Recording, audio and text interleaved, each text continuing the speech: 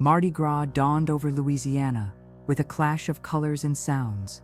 A celebration unlike any other. Masked faces danced in the streets, voices rose above trumpet calls, and laughter seemed to echo endlessly beneath the heavy, swollen sky. Yet beneath this gaiety lay a silence, thick and tightly wound, like iron bars hidden beneath silk drapes. Mary, a figure blurred into the edges of this festivity, bore this silence like an ever-tightening chain, her hands steady but burdened under the weight of a past seared into flesh and memory. The aroma of frying fatty pork and spiced molasses bread clung to the humid air, seeping through the cracked kitchen shutters of the plantation house, where Mary worked in the shadows, her heart a cauldron of simmering, unspoken rage. Within the grand plantation estate, the clatter of porcelain and the distant peal of bells marked a world of wealth and cruelty, where silk gowns and fine linens draped the oppressors in their self-made nobility. Mary's eyes, dark and restless, caught a sudden, unguarded moment in a mirror smudged with the residue of flour and sweat. The reflection was fractured, the woman staring back a map of scars, both visible and invisible, that spoke of a life shackled by relentless toil and quiet defiance. The kitchen's low wooden beams groaned softly, as if whispering confidences to the boiling pot of oil, which hissed its own warnings in a voice only Mary truly understood. What horrors could a single searing act exact upon a world so brutal? What lines once crossed would ripple beyond the hearth and into eternity? The mistress, a figure as sharp and cold as the iron chains that hung in the servants' quarters, held her smiles like a weapon, a mask carved from entitlement and disdain. She roamed the halls with children in tow, their laughter, fragile and bright, struck in discord with the shadowed gravity of Mary's thoughts. To the world, they were symbols of innocence. To Mary, they were bitter reminders of a cruel inheritance she could never escape. The early morning light, prickling through iron-laced window panes, painted their faces with a deceptive hope. One Mary knew all too well might soon burst into flames. Would any act of vengeance restore what was stolen, or simply twist pain into another, darker form? The simmering promise of revolution lay silent, like ashes waiting for a breath to ignite. Mary's movements were learned and precise, a dance shaped by necessity under the watchful eyes of overseers and plantation laws that claimed dominion over every inch of her body. Her fingers trailed along worn wooden tables, her breath steady but shallow, each pulse a quiet hymn of resilience. The air inside the kitchen was thick with the scent of rendered lard and the sharp tang of copper pots, punctuated by the occasional creak of the hearth's ancient iron grate. Amidst this, her mind wandered to the countless nights spent beneath the stars, tracing impossible dreams upon fields tilled with spilled blood and sweat. Would this Mardi Gras, a festival of masks and celebrations, become the moment when all hidden fury boiled over, forever altering the fragile balance between captive and captor? Around her, the estate stirred with preparations, lanterns hanging from twisted iron hooks, silken beads strung between trees, heavy with damp moss, all conspiring to erect a stage for illusion and escape. Yet Mary's gaze remained fixed on the smallest details, a cracked ladle stained with charred oil, the faded knot of a rope discarded by the back door, the last shards of winter's frost clinging to the window's edge. Each object whispered a story of endurance, of a spirit battered but unbroken. As rumors of unrest flickered like fragile flames beyond the levee, Mary's silence became a slow, gathering storm. What justice lay in breaking silence with a violent blaze, and what price might be paid for a freedom forged in fire? In this quiet dawn, masked by celebration's roar, the slow thrum of a reckoning began to pulse beneath the surface. Mary's eyes, sharp and unresolved, caught a flicker of flame reflected in the oil-stained walls, an omen of both destruction and deliverance. The feast would not endure untouched. Beneath the painted faces and tossed confetti, an ancient grief stirred, poised to consume all in its merciless wake. Would the night's revels cloak the truth, or would the fire Mary carried burn too fiercely to be ignored? The boiling oil whispered its dark promise, awaiting the moment when fury and fate would boil together into legend. Mardi Gras in 1856 was no ordinary day. It was a crossroads where whispered tensions met the masked pageantry of old and new worlds. That year, 6 men from Mobile, drawn by ambition and secrecy, founded the mystic cruelty of Comus in New Orleans, changing the holiday into an elaborate spectacle with rolling floats, marching bands, and lavish masked balls. The city's streets, draped in beads and flooded with music, became stages for a grand social dance where tradition intertwined with the shifting tides of power and identity. Yet beneath the shimmering surface of silk and sequins lay a fragile social order, balanced on the edge of rupture. The plantation Mary called home waited beyond the celebratory streets, a world apart shaped by ancient laws etched in the ledger books of slave codes and overseer reports. The scent of burning tallow mixed with the humid Louisiana air, drifting through the cracked shutters and curling around moss-covered oak branches. The kitchen, its wooden table scarred by decades of toil, stood silent but for the bubbling pots and the scrape of a spoon against iron. Here Mary prepared the meals that nourished the household, while her own spirit simmered beneath the weight of abuses endured. Would this day, swelled with mockery and spectacle, mask a deeper reckoning? Could festivity and fury coexist in the same breath? The season itself breathed tension. Mardi Gras was both an escape and a reminder. While the city celebrated with the clang of brass and crackle of bonfires, the plantation was bound by unyielding discipline. The cracked whip remained a ghostly presence, even as children's laughter echoed faintly in the distance. Mary's hands, calloused and precise, moved methodically through the morning rituals, but her gaze flickered often toward the horizon, where revelry and ruin seemed poised to collide. Would the coming hours fracture the brittle calm? Could one woman's fury sway the deadly balance of power hidden deep within the sugarcane and cypress shade? As dawn rippled through the fog-laden fields, the plantation's creaking timbers and iron hinges seemed to hold their breath. The weight of centuries pressed down upon the earth, mixing with smoke scents from distant kitchens and the moist decay of fallen leaves. Mary's eyes narrowed, reflecting a heart forged under relentless oppression, flickering with the potential of fire, a transformation that could consume or liberate. What stories, unwritten and unspoken, lay concealed beneath the glittering masks and pounding drums? Would the impending act shatter the silence, or simply add another layer to the deepening shadows beneath Louisiana's burning Mardi Gras sun? The year was 1856, a turning point etched forever in the legend and shadow of New Orleans' Mardi Gras.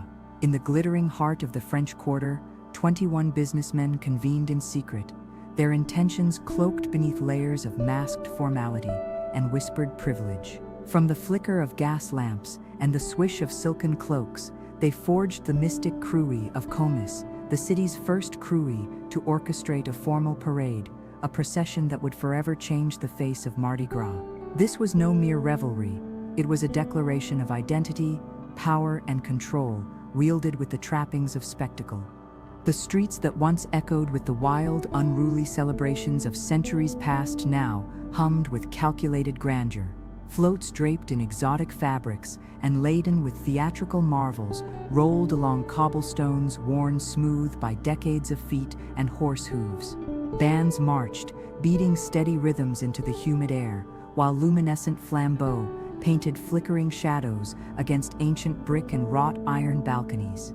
It was a time when tradition grappled with transformation, and the very nature of celebration bore the weight of shifting social orders in a city divided by race, class, and history. But this world of color and sound was a fragile veneer stretched thin across deeper truths.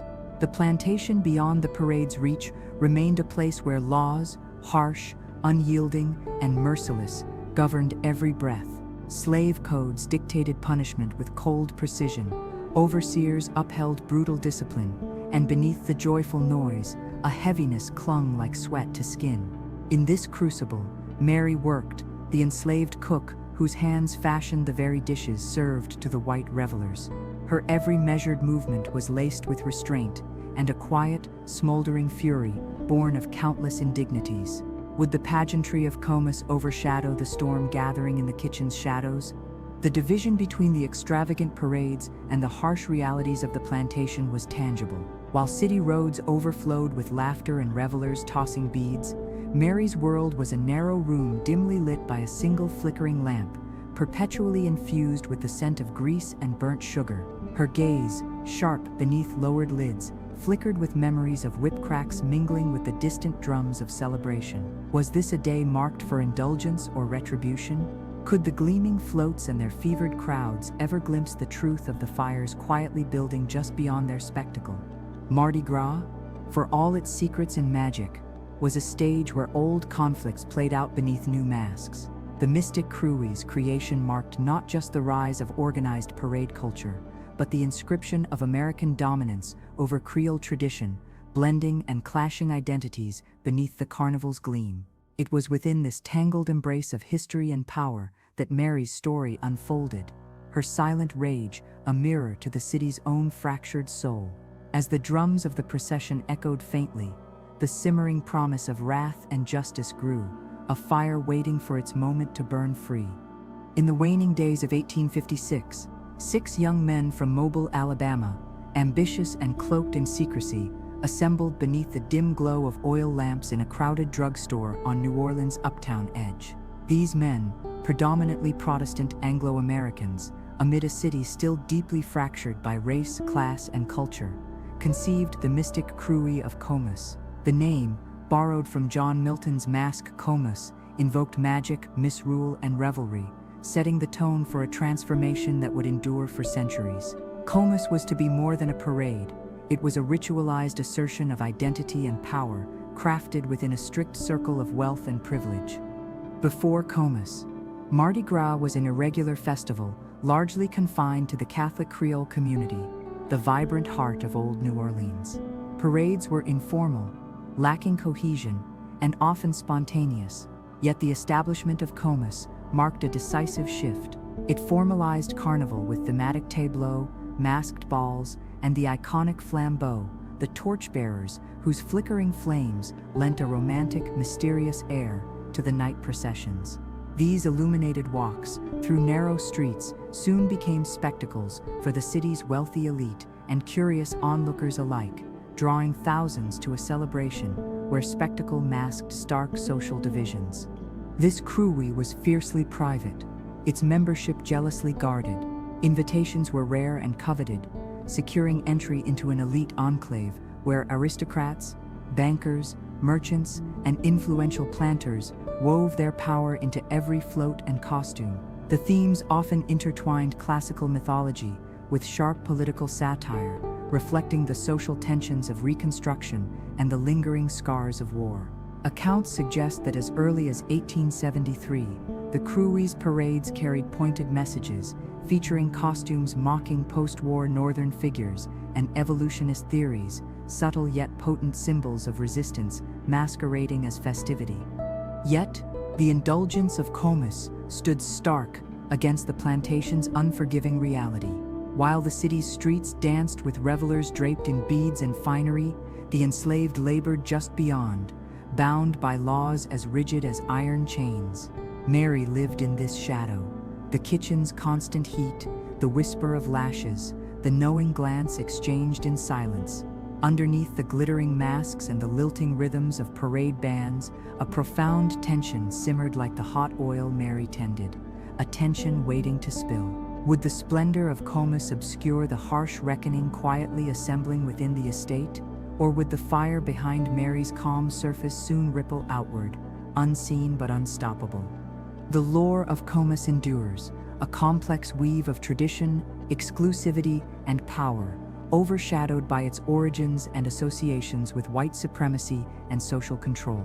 The crew withdrew from public parades in the late 20th century, rather than conform to desegregation mandates, embodying the persistent divides lurking beneath Mardi Gras' joyful veneer. In Mary's world, these divides were not abstract, but immediate and unyielding, shaping every breath and every calculated movement. Her silent fury echoed the unspoken dissent of countless others, poised to flicker into an act that would shatter more than just a celebration. It would ignite a legacy of both terror and remembrance. Mardi Gras, then, was no mere carnival. It was a stage of collision between worlds, between revelry and restraint, tradition and disruption, masking and revelation.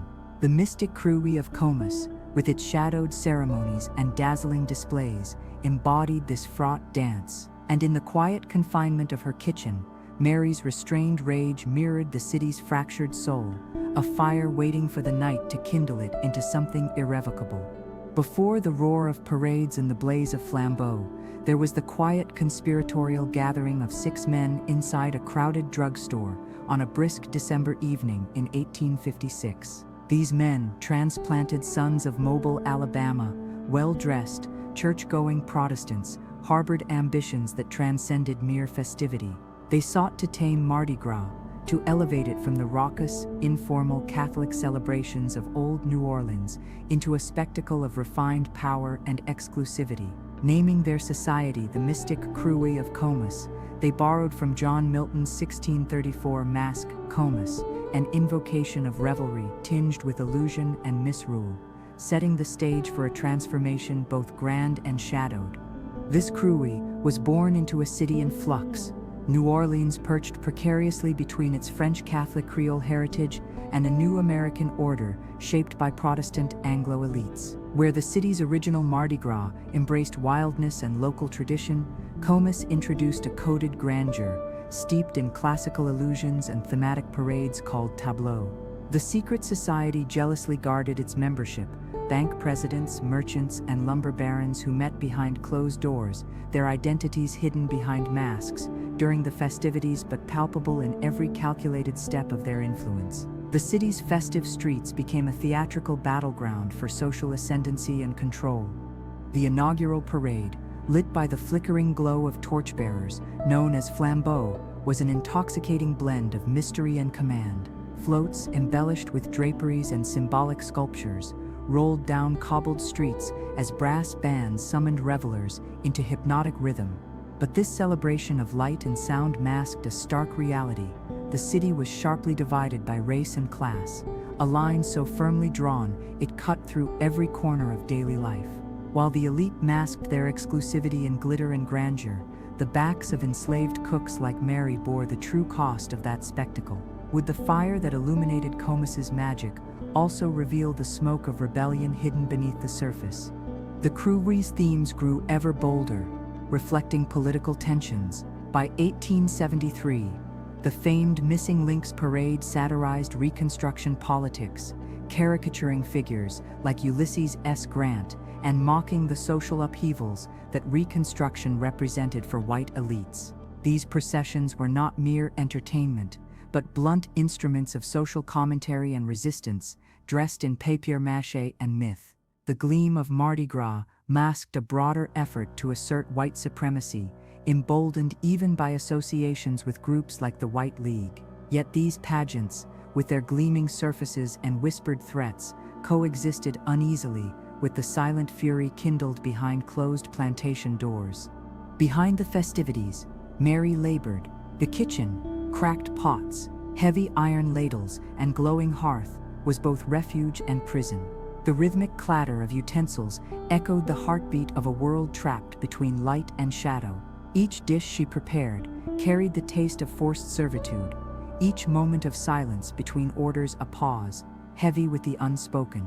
The heat of the stove rivaled the heat in Mary's own resolve, a pooled fire, ready to spark.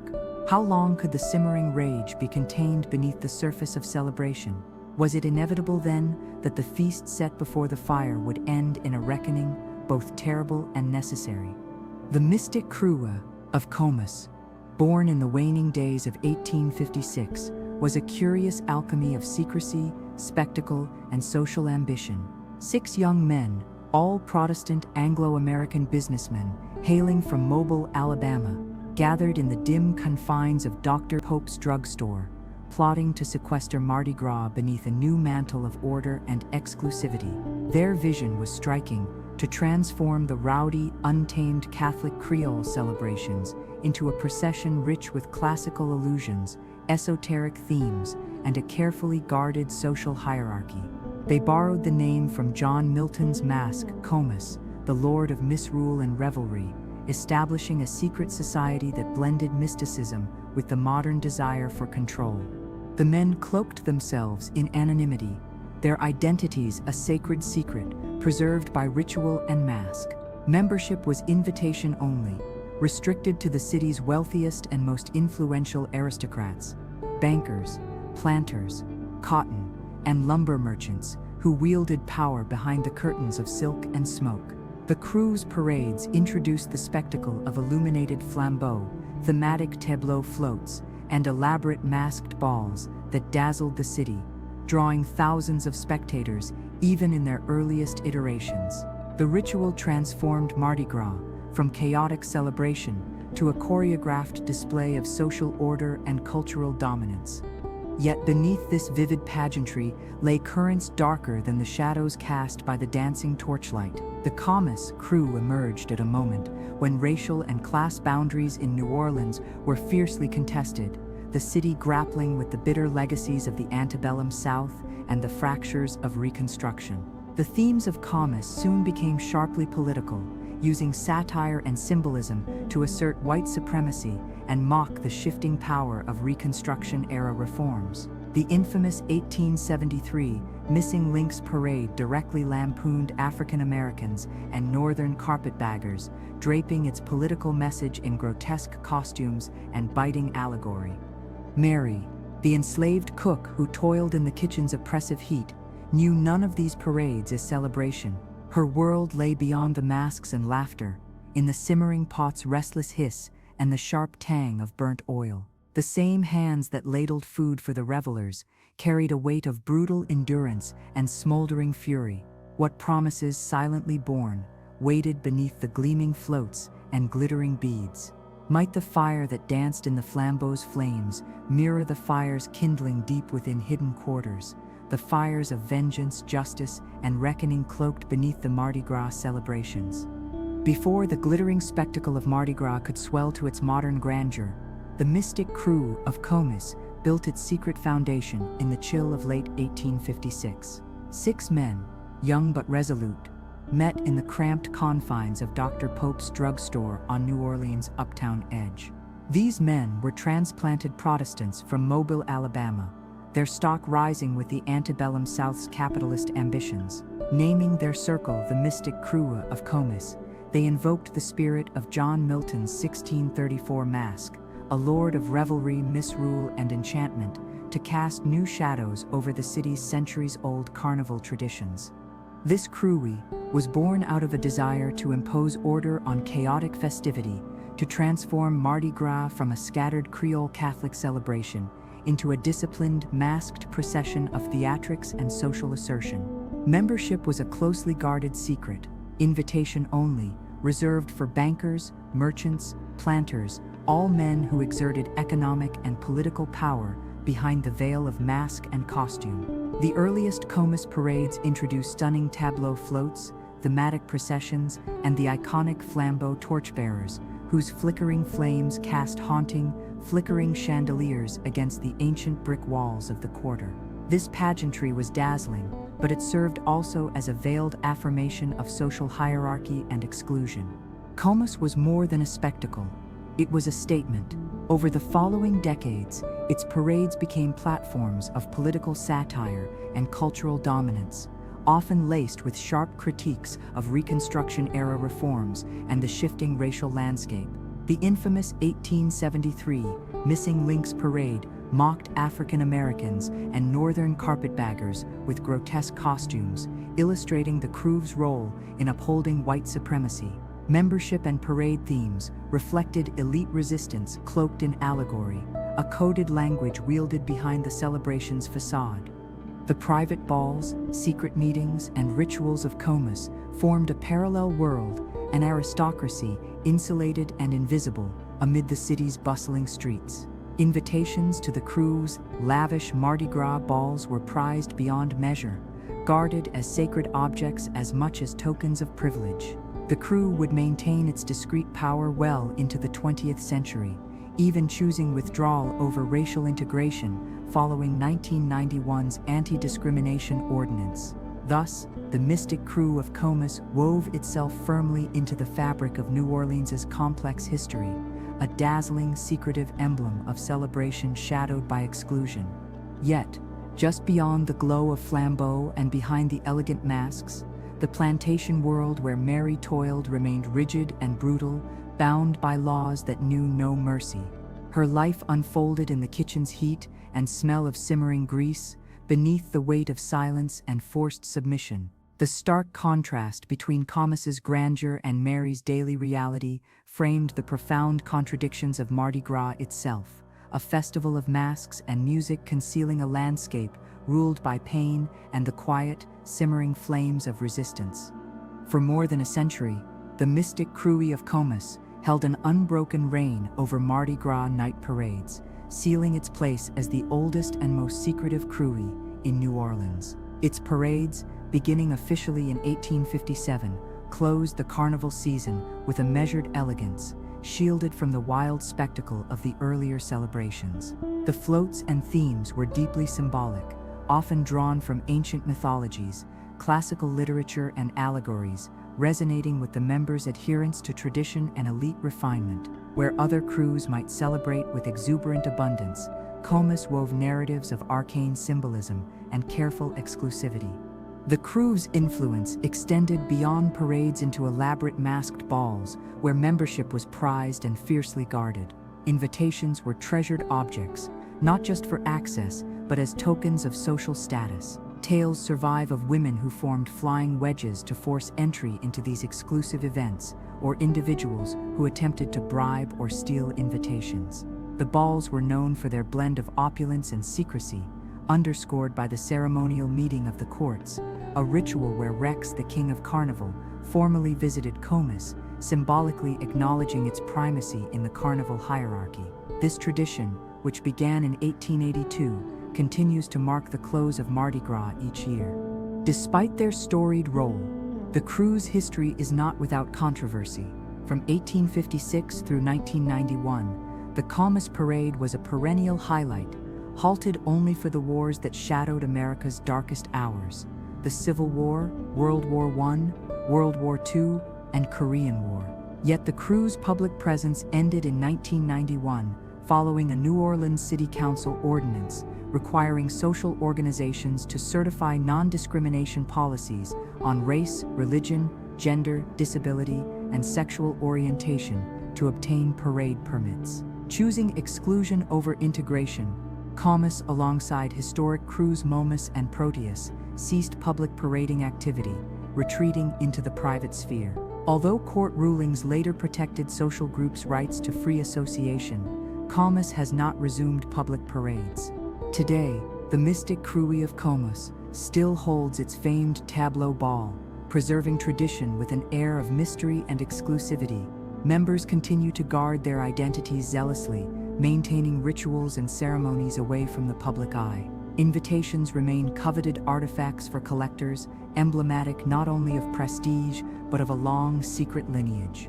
This persistence of tradition highlights a complex legacy, celebrated as the pioneer of New Orleans' carnival grandeur, yet shadowed by its embrace of exclusionary practices. For Mary and many others who lived beyond the glittering masks and gilded halls, Comus was less a celebration than a symbol of a rigid and fractured society, one whose pageantry belied the simmering tensions beneath the surface. The mystic crew of Comus, founded in 1856, remains the oldest extant Mardi Gras crew in New Orleans, its legacy steeped in both grandeur and secrecy. Though the crew paraded annually every Mardi Gras evening from 1857 to 1991, with interruptions mainly during wars, it ceased public parading after the city's 1991 ordinance mandated non-discrimination policies for parade permits. Choosing exclusivity over integration, Comus withdrew from public festivities rather than change its membership rules, isolating itself from the vibrant, evolving carnival culture surrounding it.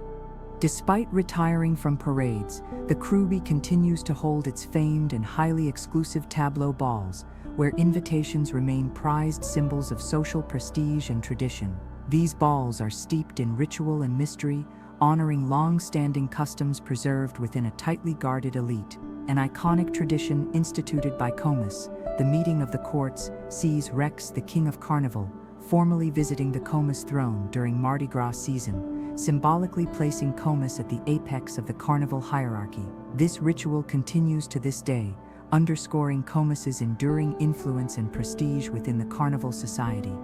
The Comus parades once closed the Mardi Gras season with measured elegance, their themes drawn from ancient lore, mythology, and allegory, offering symbolic narratives far more restrained than the larger, exuberant floats of newer crews. Their procession was deliberately poetic, a final meditation of carnival that contrasted sharply with the raucousness that preceded it. Where end-of-day revelries might swirl with exuberance, Comus notably waded in mysticism and calculated grandeur, a reflection of its founding members' desire to assert societal control through spectacle. Today, the crew's members maintain their anonymity and continue to uphold traditions with zealous privacy. Invitations to their ball are treasured collectibles, emblematic of a lineage that intertwines social exclusivity with centuries-old ritual. The crew's reluctance to publicly parade since 1991 situates it as a symbol of both the preservation of tradition and the tensions of social progress, an enduring emblem of a complex and divided city. To many, Comus is at once a creator of festal magic and a reminder of the social hierarchies that shaped the very world Mary inhabited, one where celebration and suppression were bound tightly in the same mask. The mystic cruelty of Comus, born in 1856, is the oldest surviving Mardi Gras cruelty in New Orleans and was the longest-running parade organization, maintaining annual parades from 1857 until 1991, with only interruptions during wars and other significant events. The official public facade for many years was the Pickwick Club, a social organization closely linked with the cruelty's secret activities. While early Mardi Gras celebrations were largely informal and rooted in Catholic Creole tradition, Comus formalized these festivities into elaborate, thematic parades and masked balls that eventually redefined Mardi Gras culture. Comus's parades were the final procession on Mardi Gras night, characterized by torchlit processions featuring flambeau carriers, thematic floats drawn from classical mythology, and allegorical tableaux. These parades were restrained and symbolic, contrasting with the more exuberant celebrations of younger crews.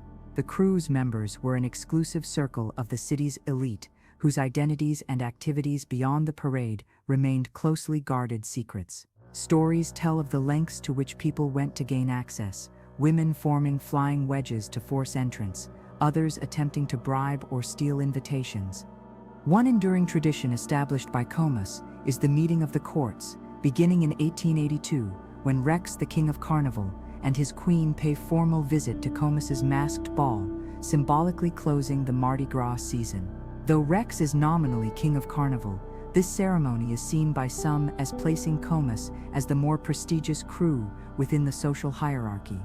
In 1991, facing a city ordinance requiring public certification of non-discrimination for parade permits, Comus, Momus, and Proteus chose to cease parading rather than open membership to groups outside their existing demographic.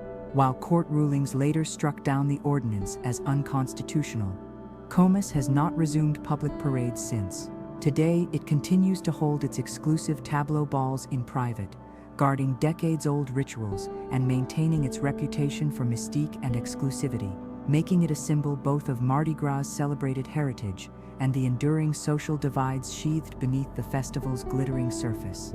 The mystic cruelty of Comus stands today as a private and enigmatic guardian of New Orleans' Mardi Gras tradition, balancing centuries-old ritual with modern scrutiny.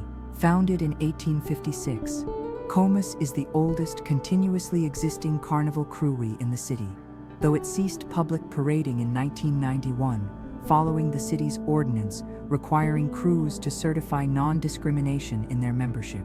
Choosing to preserve exclusivity, Comus withdrew from the public parade circuit, but has maintained its deeply secretive tableau balls and rituals, drawing an elite membership that jealously protects its identity. The crew's tableau balls remain highly exclusive social events, celebrated for their opulence, strict codes of secrecy, and intimate atmospheres.